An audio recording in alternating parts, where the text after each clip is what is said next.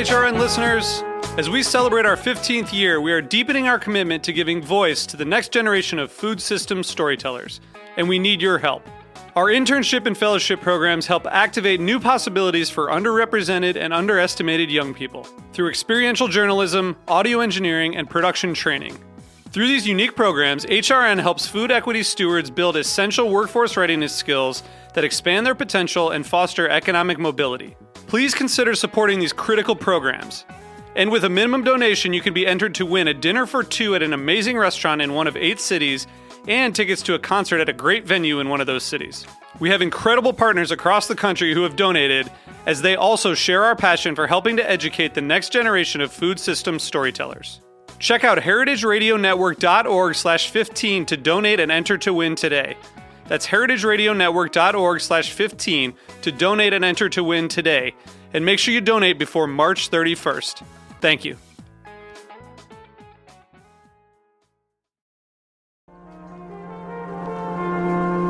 Broadcasting live from Roberta's in Bushwick, Brooklyn, you're listening to heritageradionetwork.com.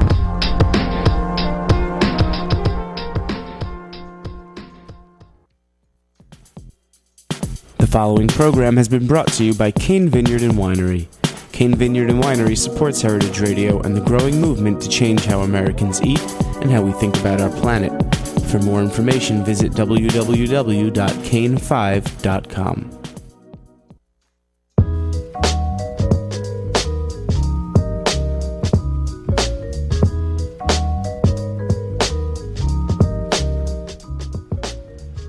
All right, folks, it is Thursday, 1 o'clock, and you have tuned into the Heritage Radio Network, coming to you live from the back of Roberta's at 261 Moore Street in Bushwick, Brooklyn. You're listening to the Farm Report, and today we are on the line with Anne-Marie Ahern of Saltwater Farm. Anne-Marie, how are you? I'm good. How are you? Awesome. Thank you so much for being on the line with us today. We're excited to kind of hear more about Saltwater Farm, but I figured we might as well kick it off by explaining to our listeners what actually it is. Sure. Saltwater Farm is actually an old sheep farm that sits on the ocean in Maine, and we've turned it into a cooking school, and we raise vegetables, and we have laying hens. We also do a supper club on Sundays and on the full moon. So where in Maine, I mean, just to give us a sense of the geography, are you guys? Sure. We're about an hour and a half north of Portland. Okay. So we're right on Route 1, just on the water. So if I got in the car from Bushwick, Brooklyn, I think you have recently made a similar trip. What am I looking at to get up to Saltwater? You're looking at 7 hours door to door. But I could spend the night if I came up, right? Oh, of course you could. We've got lots of extra beds. Awesome. So it sounds like you guys have a lot going on up there. I mean, let's talk a little bit about how the farm got started, but maybe starting with your background. Sure. Well, I moved to New York City and got an internship working at Savor magazine. I wanted to be a food writer and realized quickly that I needed to go to culinary school if I wanted to be an educated food writer. And while I was getting my culinary arts certificate, I decided to take a management program at the Institute of Culinary Education, and I wrote a business plan for a cooking school, which was going to be in Maine because my family had purchased some land back in 1999, and it's such a beautiful location that I always wanted to figure out a way to make a living for myself up here. So I spent the better part of 6 years in the city, working in all different parts of the food industry. I wrote a food column called The Downtown Chef for the Elle magazine for a number of years. I worked for Tom Colicchio as his personal assistant and worked at Dan Barber's restaurant Blue Hill. So I sort of felt my way around New York City's food world, and all the while with the hopes and dream of opening this cooking school in Maine. And I wanted to learn more about where food is sourced and how to grow it myself, which is being done in New York, but not in the way that it's being done up here. So it's been a really great transition. It definitely took some getting used to, and the common question is, well, how are the winters? And they're lonely and long, but the summers are great. Yeah, and now you're not, I mean, how did you end up in Maine? Because you're from the Midwest, right? Right. When I was a kid, we used to drive across the country to Maine. My dad built a log cabin in the woods in Dresden, Maine, when he was about 19, and we used to spend a week running around in the woods up there. And it's funny, I didn't love Maine to start because it was always cold and the water, wasn't really swimmable and the coast was rocky. But as I've gotten older and driven sort of the length of the coast, which is quite lengthy, I've completely fallen in love with the place. It's really remote, and the people up here are incredible, and it really appeals to me. Yeah, I mean, I am a big fan of Maine. I've spent a little bit of time in Vinyl Haven over the years. And we had Chris Major on the show a few months ago. He is a lobster fisherman out there. Yeah. So definitely mad love for Maine. So I'm curious, thank you. You decided that you wanted to be working in food. You thought you wanted to be a food writer and realized that you wanted a little bit more of a formal education. But when you were looking at writing a business plan, what was it that drew you to the cooking school model? I mean, why that as opposed to opening, per se, like a farm-to-table restaurant or some other type of facility? Well, I loved the educational piece. I didn't realize when I went to culinary school how incredible of an experience it was going to be, and I had such respect for the chefs there. Mind you, that was much more of a professional environment, and what we do here is much more recreational. People are pretty relaxed, and you can come with any level of skill and still take something away, whether you're truly an experienced chef or you're just getting started. But I loved the environment in which people learn about food and can ask questions about it, and just get more intimate with what they are putting in their bodies 3 times a day. Or more in my case. Yeah. So you're living in New York City. You wrote this business plan. You decided to kind of go for this model. I mean, that's a pretty ambitious goal. So how did you kind of go about making that happen? I mean, can you take us through kind of what things were like at the beginning and who you looked to for resources? Sure. Well, I was actually working as a personal chef my last 2.5 years in New York, and I was reading books about farming and gardening on my F-train commute. And it wasn't quite tangible, but it almost felt that way because I knew I was really close to renting a U-Haul, packing everything up, and driving 7 hours north. And when I first got here, it was really quiet. I remember the day I pulled in the driveway, and I have 2 dogs, 2 Australian Shepherds, and we ran down to the water, and I thought to myself, well, wow, I can do this every single day. This feels so different than anything I'm used to. And we started, the kitchen wasn't completely built out yet, but slowly it became finished, and we opened the cooking school July 25th of 2009, and I was pretty much running the show. I mean, my parents, it's a family operation in a sense. My dad helps chop wood, my mom sets the table, but in large part it's me running the show.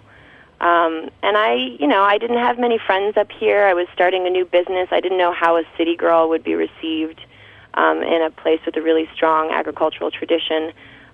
So it took a while to build a clientele and win the respect of the town. But 2 years later, we have a lot of support, and we bring a lot of farmers here and fishermen to talk about what they do, whether it be out at sea or a day's work on the farm, and they've managed to connect in ways I think they never expected to with the consumers of their food at our table. And we've had wonderful conversations about the challenges in the food industry,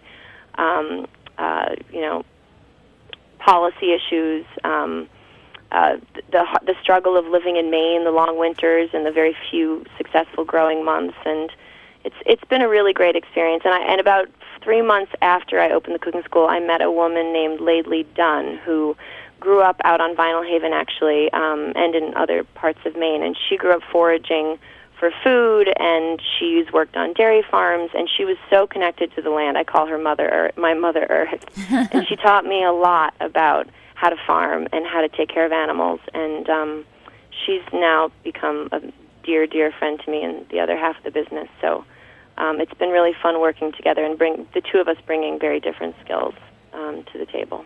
Yeah, so I'm curious, a lot of people who live in the city have this kind of vision of, something kind of similar to what you've created. And I'm just wondering how, when when you first arrived up in Maine and on the land, and started kind of plotting out your farm and going about kind of actually putting stuff in the ground. I mean, can you talk a little bit about like what it was to essentially break ground and kind of did your expectation of growing food kind of meet the reality, or what were some kind of surprises or challenges along the way?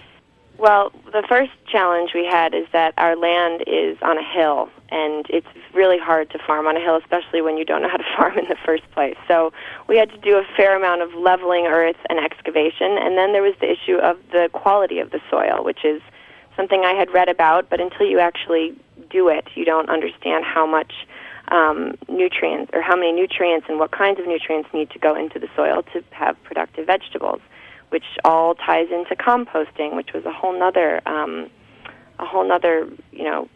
understanding that I sort of became acquainted with over time. But we had to put a lot of both money and time into the soil before we could really gain anything from it. And 2009 was one of the worst years to learn how to be a farmer in the history of Maine, because it rained pretty much all the way until mid-August.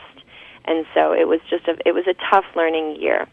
But that being said, I mean, we've been doing it for 3 years now, and each year the quality of things improve. We keep adding compost and bone meal and all kinds of nutrients to the soil, and it's really satisfying to see the progress. And I remember somebody told me a while ago that before you ever farm a piece of land, you should just live on it for a year and watch the weather and the way the water moves across it, and sort of observe, what the predators are and that kind of thing. And I sort of hastily jumped into this, but I've just watching the land from actually the room I'm sitting in right now, which is my bedroom.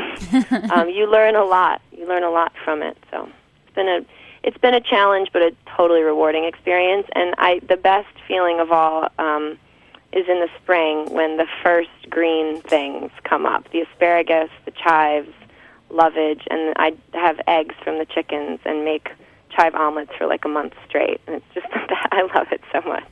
I always thought something kind of so romantic to me about the first signs of green in the spring. So I know, Maine is known for blueberries and for lobster and I don't know what else. So can you, what grows well up there? I mean, what were things that you're like, man, we'd really love that, but it doesn't really work here? Or even just within kind of your community, I mean, what type of food are people kind of looking for, and how are you serving that, or maybe kind of looking to broaden their perspectives? Yeah, sure. Well, obviously everybody comes to Maine, and what do they want to do? They want to boil a lobster, and that's just really not what we do here.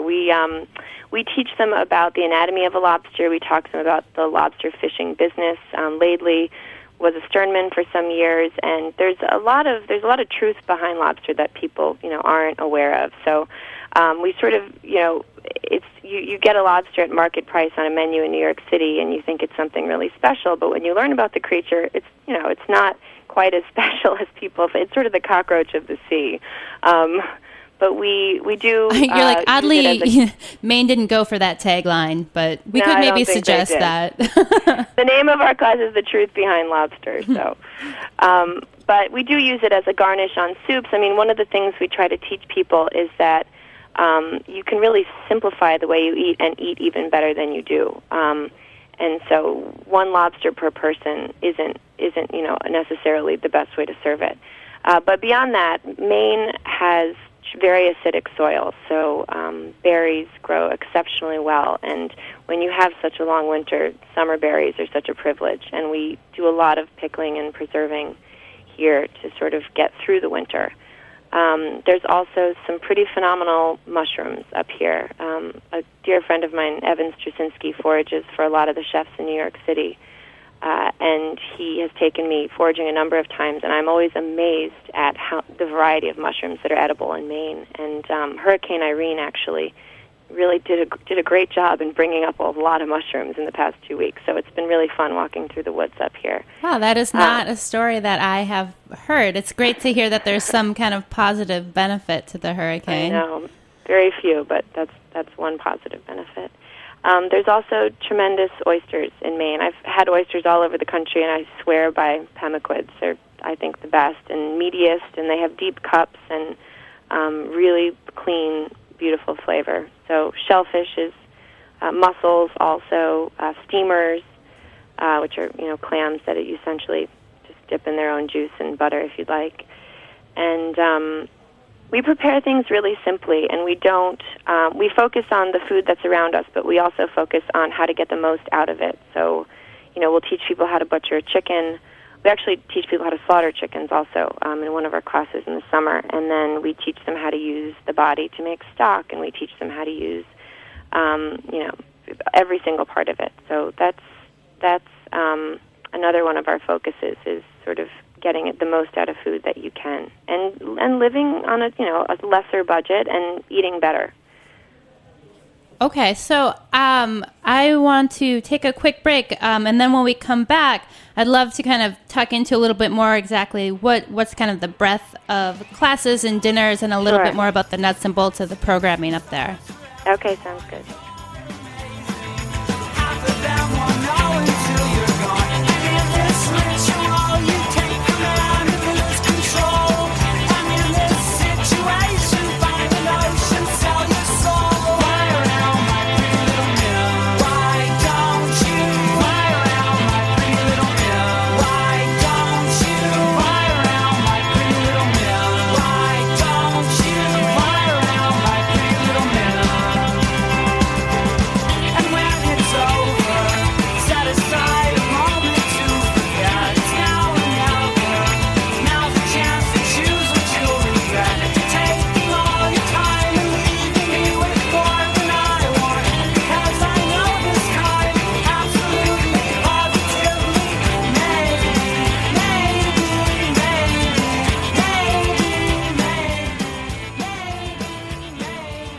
All right, we are back. You are listening to the Farm Report, and we are on the line with Anne-Marie Ahern of Saltwater Farm.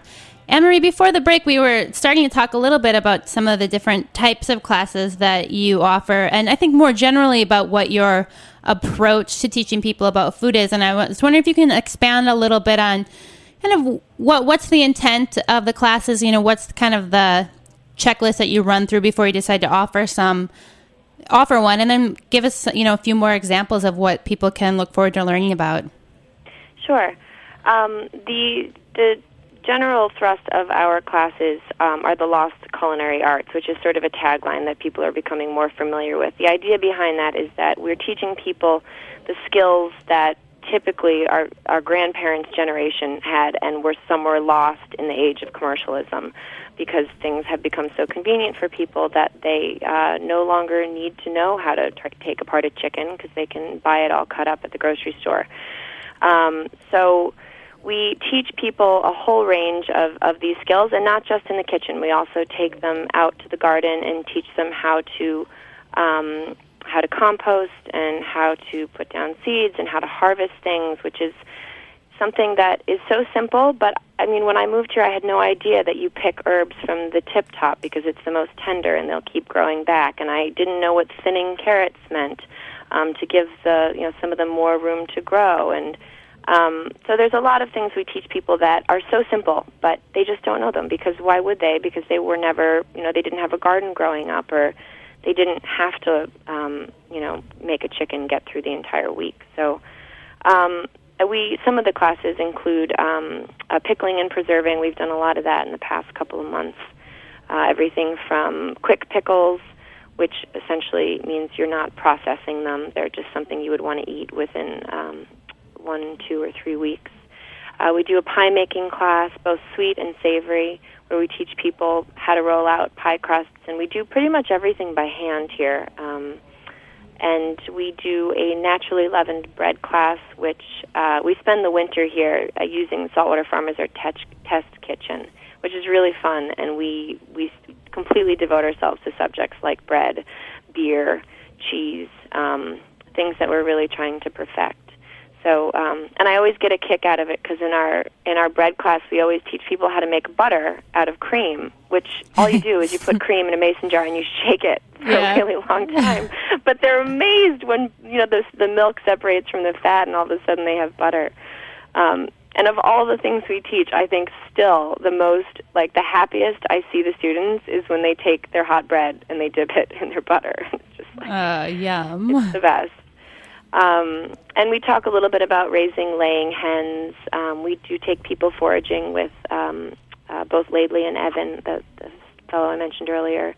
We do a home brewing class, which is great. The people that come to it, they all bring their own home brews, and they're a little bit competitive about, how successful they've been in the brewing process. So we do a whole range of classes that sort of teach people how to be more self-sufficient, teach them how to, how to simplify things and improve the quality of the food that they're eating on a day-to-day basis. Yeah, I always am reminded of a quote from my former boss, Ari Weinsweg of Zingerman's Deli. He's like, buy good food, or I guess procure good food and cook it simply, and you can enjoy great meals. I feel like that's just so basic and so true. So the other kind of component of your business that you had mentioned at the beginning of the show is these dinners, and you said often you guys will invite a producer or grower from your region and kind of build a menu around what they do. And can you talk a little bit more about those and maybe give us some examples? Sure. There's not much that grows in Maine in February and January, but there's a really wonderful shrimp season in Maine in February, and there's a sea urchin season. Now, it's funny because most of the sea urchin goes directly to Japan, but every January we do a full moon supper. In fact, every month of the year we do a supper on the full moon. But the winter ones are really intimate because it's snowy outside and we have a fire going and people come from really far away. So it's 20 people at the table. And we brought in a sea urchin diver who is a friend of mine, and he told them what it's like to be getting into the ocean in January in Maine and pulling up thousands of pounds of these things, just in crazy amounts of sea urchin. Him and his brother run a company. And they're lobstermen in the summer and sea urchin divers in the fall. And a lot of people in Maine have two jobs because it's such a seasonal place work-wise. And in order to sort of get through the year, everybody's got to have two jobs. So, but the conversation between the sea urchin diver and the people sitting around the table that have paid $65 a head for 4 courses, who would order sea urchin at a restaurant but would never get to actually talk to the man who drug it out of the ocean, is incredible. It's really incredible. And we've had organic apple orchard owners, farmers, sitting at the table. We've had lamb farmers sitting at the table, and it's in the beginning the farmers typically are don't really know exactly how to convey to 22 diners what it's like to do what they do, but after a couple glasses of wine and some good food, it's like the conversation just goes in all kinds of directions, and I think people walk away from it with a pretty incredible experience in the conversation that they shared with the farmers. That sounds wonderful. You mentioned that the cost for dinner is $65, and one of the things that I think the sustainable food movement is critiqued on a lot is the cost, and often being accused of being elitist. And I just wondered how you would respond to that. Sure. We are only about 2 years old, and the dinner started at $50 and went to $65, and both prices are, a lot of people can't afford. My feeling is that in order to make a difference, I feel like I need to build a brand, and those same people that sit at my table and that are willing to pay that will ultimately support me in going on to do other projects that will be able to give back to the community. So I think it's important to build relationships with people that support you both ethically and can potentially help support you financially, so that ultimately you can achieve some of the other goals, which where you can reach out into the community and try to make a difference through education or through events or whatever it is. I think you need both. And as I said, we're a fairly new organization, so I'm sort of hoping to step into other realms as we progress. Do you want to talk about any future plans or? Sure. Well, we are looking at larger facilities. We'll continue running our events here at Saltwater Farm and doing certainly our moon suppers, which have been really special. But we are looking to build sort of a farm-to-table institute in the mid-coast of Maine and have our eye on one farm in particular and a commercial location. And we're trying to serve more people. So there's an incredible group of young and talented people that live in this area who have worked either in the food industry or on farms, and we're trying to sort of get them all together and create a really special place where people come for a week at a time to learn the lost culinary arts and simple farming skills or even gardening skills for those that don't want to go all the way through with it and start a farm. And sort of that's where we are right now. Awesome. So you guys have a really beautiful website. That's www.saltwaterfarm.com. And, you had mentioned kind of this cadre of enthusiastic people looking to engage in food. And I'm wondering the New York, Maine connection. I mean, obviously you traveled that path as a result of, your experiences as a young girl, but there are these kind of spots, especially I think on the East Coast, that end up being kind of places where urban dwellers kind of tend to be, gravitate towards. And And, one of the things that, we've talked about in the past is this idea of like, what is kind of the role of urban residents and how does that relate to the role of, people living in a more rural environment? And, Right. how have you found that transition, and like, what advice would you have for people thinking about making that or making that transition, or what opportunities are out there that people should be thinking about? Right. Well, it's a big change. It's a big step, and I questioned my sanity when I actually made the move at first, because I didn't know what I was getting into. But, personally, the quality of my life has so improved by moving to Maine because I love the outdoors. I love the experience of waking up and letting the chickens out and gathering eggs and harvesting herbs for an omelet or whatever. It's so satisfying to me. And it's, you live on a lot less up here, which is something that some people don't want to give up their conveniences, and that's fine. But if you are sort of willing to let go of some of the things that you're used to living in the city or in a suburban neighborhood, and be a little more resourceful and use your hands a little more to get through the day, and learn some of these skills that I can't believe that I made it until the age of 28 without learning how to do the simplest things in the world, because I never needed to, because I could call a guy or hire someone to help me with it, and now it's like you got to figure it out yourself. So I don't know. For me, it's been a really great experience and sort of a character building experience. People up here rely on each other too, in a way that I never saw living in the city, where they take care of each other's animals and children, and trade pork because someone raised a pig for some vegetables, or moose meat because they went hunting, or everybody brings a little basket when they go to a party filled with stuff from their garden, or bread they just made, or jam that they made from last year. So I love that feeling. It's added a lot to my life, and I love the people here too. And I know that's a whole other subject, but I've met some pretty wonderful people. So I think it's personal to each person, but for me, it's been a great change. And there are a lot of people that I know who have left Brooklyn specifically and worked in the food industry down there because they wanted to learn about farming. There's a guy named Elliot Coleman up in Blue Hill who runs a internship program, and a lot of people from New York, San Francisco, Chicago, Portland have come up to experience that. So there is a strong connection, and I see more of it.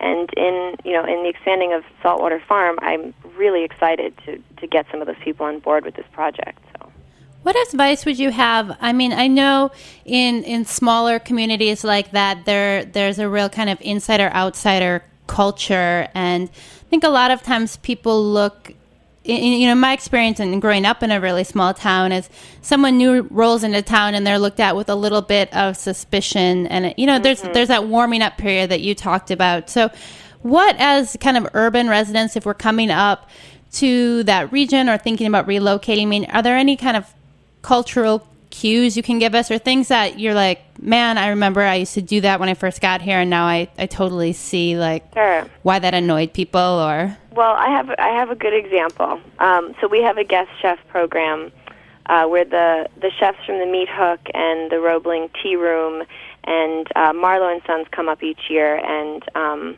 they teach 20 students how to do all of the skills I just mentioned. Certainly butcher. We butcher a whole pig and slaughter chickens, but we do pie making and all kinds of things. And the first year that they came up, it felt like they were resisting this place. It was like they wanted to plan the menus ahead of time, bring their food up from their kitchens in New York, and they wanted to sort of do things the way they're used to doing them, which is what any chef would want to do. But we really wanted to encourage them to use local products and play with the garden and sort of wait until they got here to experience this place fully without an agenda. And the second year they came up, and they didn't plan the menus all ahead of time, and they waited. They gave themselves an extra day to sort of go mushroom foraging with Evan, or go out fishing for mackerel, which we ended up serving fishing for 25 mackerel with the students and throwing them in the pizza oven. It was incredible. Like, it's all about the trying to experience this place in the time that you're there, not planning the whole thing ahead of time. And that's what we never plan our menus way ahead of time because we don't know what's ready. We don't know what fish are popping up, and we don't know what mushrooms are out there. So we wait. And I love that now this is their third year coming back, and they get so excited about coming up here to really explore the land and see what's available before we decide what we're going to feed people. So I guess my advice to people is to observe, to not be assuming of anything. There is a knowledge in rural places that city folks just don't possess, and to acquire that knowledge, it takes time and patience, and that's something that I learned, and it took me some time. So I guess that's my advice. That's your 2 cents, and a good 2 cents at that. So we are out of time. I just wanted to give you a chance if there was anything special coming up or anything else that we should mention before we sign off. I want to give you a little space to do that. Sure. Well, I just encourage people to go visit the Saltwater Farm website, which is saltwaterfarm.com, and join our mailing list where we send out menus for all of our suppers, which fill up pretty quickly. And we are really excited about our workshop program right now, which are 3-day workshops at the farm through the summer and into the fall, which really you get a really full experience and get to do a lot of the skills that we talked about today, and you'll walk away feeling more confident in your kitchens at home. Awesome. Anne-Marie, thanks so much for being my guest today. Next week on the Farm Report, we have Tatiana Stanton. She has worked with us on the No Goat Left Behind project.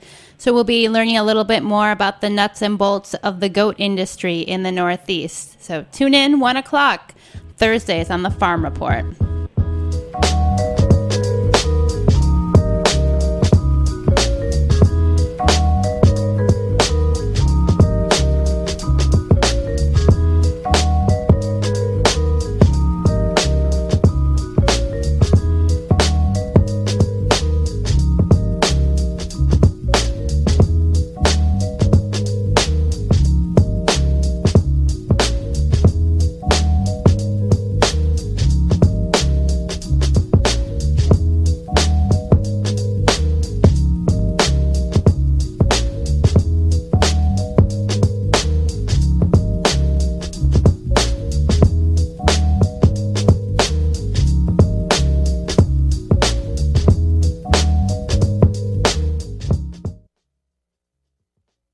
The following is a message from Heritage Foods USA. 14 family farms and over 50 restaurants have committed to participation in No Goat Left Behind, a new program developed by Heritage Foods USA, a meat distribution company dedicated to preserving endangered breeds. Without an end market, the majority of male dairy goats are sold into the commodity market or killed at birth. Dairy farmers are always struggling with feed prices, milk prices, and weather. Goats usually have twins or triplets, and for every female who will become a milker, there is a male buckling who will become a financial drain. It makes no sense that these males are sold into the commodity market or put to death when the United States imports almost 50% of its annual goat supply. Home consumers interested in participating can order goats through heritagefoodsusa.com. They will receive goats via FedEx, and home delivery is available for New York City customers. In addition to the goat, these packages will also include recipes and a DVD featuring interviews with the farmers, processors, and chefs demonstrating how to break down and cook goat. Again, for more information on No Goat Left Behind, visit www.heritagefoodsusa.com or call Erin Fairbanks at 718-389-0985.